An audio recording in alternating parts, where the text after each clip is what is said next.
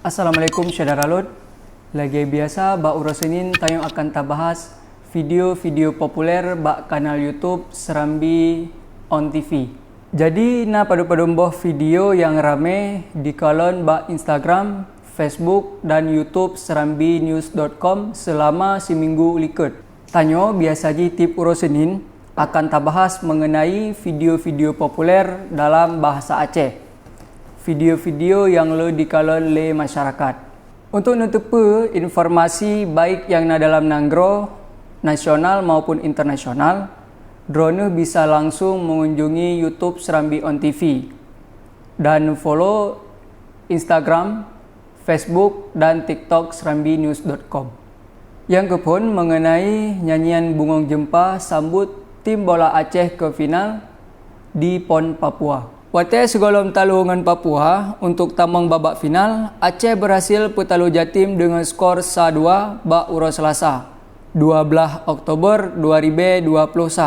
Pertandingannya berlangsung di Stadion Barbanas UW Sentani, Kabupaten Jayapura.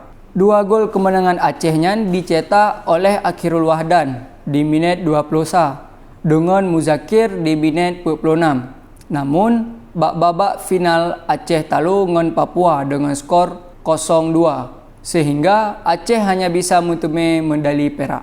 Video yang kedua mengenai sprinter Aceh Fuad Ramadan yang berhasil ulangi prestasi dan meraih medali di PON Papua.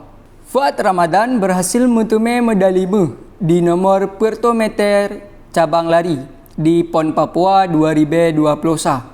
Tanding pelungnya di Mimika Sport Center Selasa 12 Oktober 2020. Bagi atlet pelung dari Acehnya, mengutungi medali adalah mengulang prestasi awal wate menang di PON Jawa Barat tahun 2016 watenyan.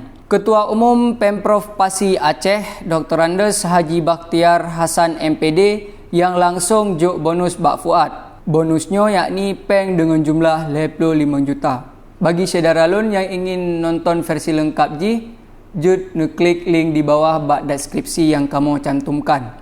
Video kelih mengenai UAS yang menyelam di tempat wisata yang diincari oleh Uni Emirat Arab di Pulau Banyak, Aceh Singkil. Ustadz Abdul Somad atau UAS menikmati objek wisata di Kepulauan Banyak, Kabupaten Aceh Singkil, bak uro Selasa 12 Oktober 2020. UAS bukan hanya nukalan pemandangan mantong, tetapi UAS langsung menyelam untuk gukalan pemandangan yang lagak di yup laut Aceh Singkil.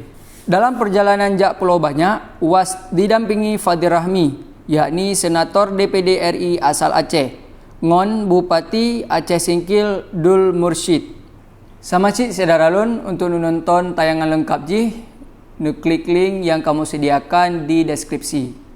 Menan saudara lun, video populer bak kanal YouTube Serambi On TV dalam seminggu yang kau likut. Menan mantan saudara lun Arul Ilhafi. Assalamualaikum warahmatullahi wabarakatuh.